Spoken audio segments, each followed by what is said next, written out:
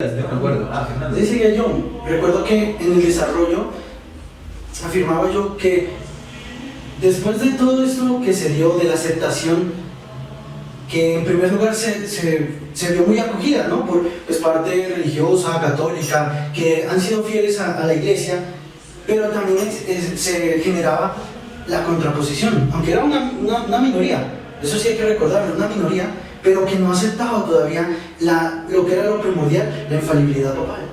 Y entonces yo recuerdo que todo esto generó unos ciertos roces con ellos. Algunos que al principio habían negado esta aceptación, se acercaron delante de su santidad Pío IX y, encabezado por un cardenal, afirmó: Santo Padre, ahora creo. Una expresión que yo creo que en ese momento hizo, en palabras mías, un boom para todos aquellos que de pronto en el primer momento se negaron a creer. Pero después pues ya se abrió, muchos llegaron incluso a escribirles a los ¿qué se llama?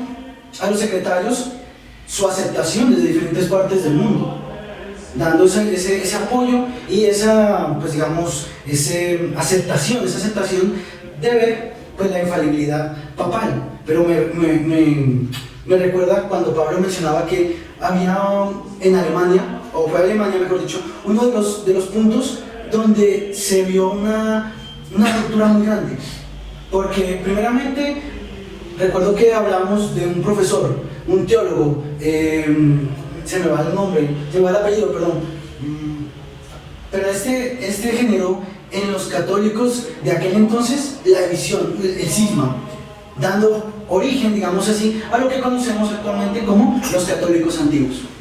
Estos pues no querían pues aceptar esto tan bello, digamos así, que se había visto en la reunión de obispos, la infalibilidad papal.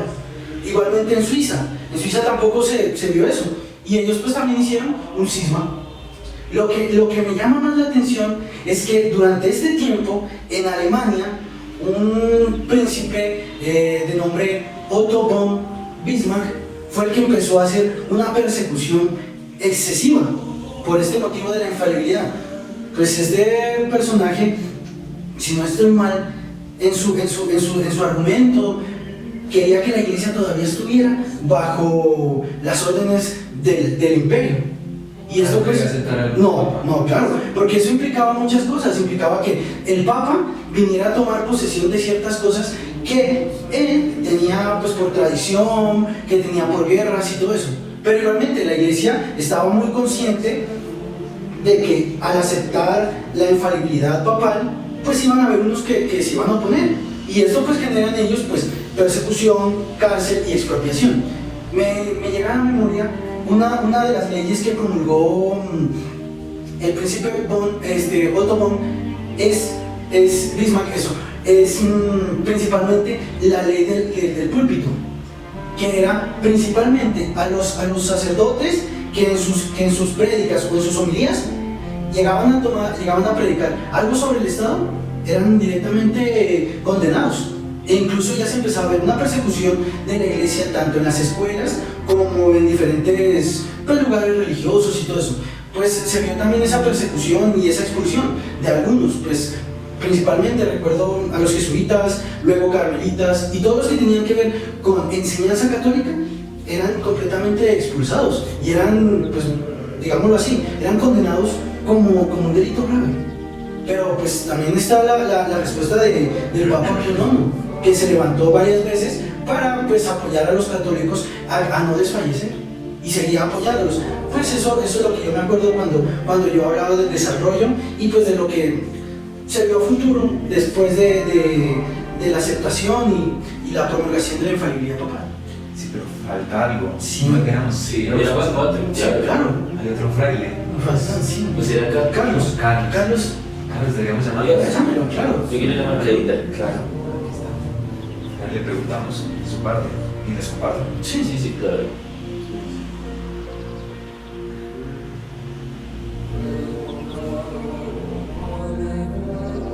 ¿Aló? Sí. Hablar un poquito de lo del concilio. Sí, lo recuerdo. Bueno, de esto pues hay que decir de que se dieron unas constituciones, se dieron 2 constituciones en el Concilio Vaticano, y esto para contrarrestar el racionalismo.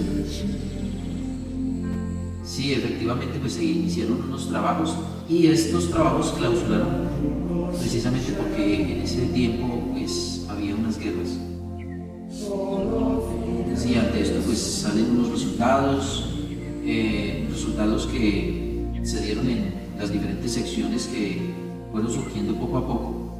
De ahí salieron también 2 constituciones muy cortas, y esto pues se dio por la necesidad de los tiempos. Sí, claro. Además también surgieron unos capítulos. Entonces tenemos, por ejemplo, el capítulo número 1, que es un capítulo que nos habla de la doctrina de la existencia de un Dios personal que crea, un Dios creador, ¿sí? Pero que es un Dios que crea de la nada. Después tenemos el capítulo 2. En el capítulo 2 también encontramos también el conocimiento natural y el conocimiento sobrenatural de Dios, y esto que es conocido a la luz de la razón y de la revelación. También tenemos el capítulo número 3, y en el capítulo número 3 encontramos que es un conocimiento también sobrenatural de la fe. Ahí encontramos una realidad, encontramos los milagros que confirman lo que es la parte de la revelación divina. La iglesia fundada por Cristo también es un tema súper importante. Encontramos también la doctrina de la razón y de la fe, pues teniendo en cuenta de que esta doctrina es la que se le ha confiado a la Santa Madre Iglesia como depósito divino. Sí. Bueno, también sí, claro, de eso le puedo decir que en esta constitución se rechazaron 18 cánones, porque estos eran unos cánones que venían con muchas herejías que eran totalmente contrarias. También podemos decirte que hay otra constitución que habla sobre la Iglesia y sobre el Santo Papa, el Romano Pontífice. Ahí tenemos el capítulo número 1. Y ahí en ese capítulo encontramos el tema de la residencia, de la primacía de los papas de Roma. Los 2 últimos capítulos también de este documento son los capítulos más importantes, ¿sí? El Papa posee la primacía también sobre las demás iglesias. Entonces es algo que toca tener en cuenta, la primacía del Papa sobre las demás iglesias. Y también por otro lado vemos que se habla un poco de los clérigos, tanto los clérigos como los laicos, como los religiosos y demás personas que están adheridos a la Santa Madre Iglesia tienen que rendir una obediencia especial al Romano Pontífice. También por otro lado podemos hablar de que los obispos no se deben sentir intimidados por el Papa, sino al contrario, ellos deben de sentirse apoyados y deben de sentirse defendidos por el Romano Pontífice. En cuanto a la manifestación de Dios, se da por su iniciativa. Es una manifestación de Dios que se da por iniciativa propia, por una iniciativa divina, y el ser humano solo entiende estas palabras humanas. Por este motivo, pues, tenemos que decirte que el lenguaje más preciso del mensaje es meramente humano. El lenguaje es meramente humano. Para que el hombre encuentre la revelación, tiene que abrirse a la escucha de la palabra, a esa escucha de Dios. Es la forma en la cual el hombre puede encontrar la revelación. Bueno, muchas gracias. Bueno, hermano, muchas gracias. Bueno, Dios le pague, muy amable. Ya, qué bonito recordar, ¿no? Sí, Estos es momentos bonito. y compartir unas musiquitas así.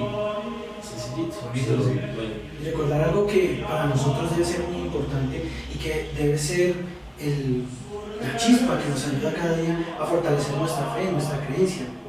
Claro, y eso que está en nuestra historia, ¿no? Conocer nuestra historia, lo que son las raíces, ¿no?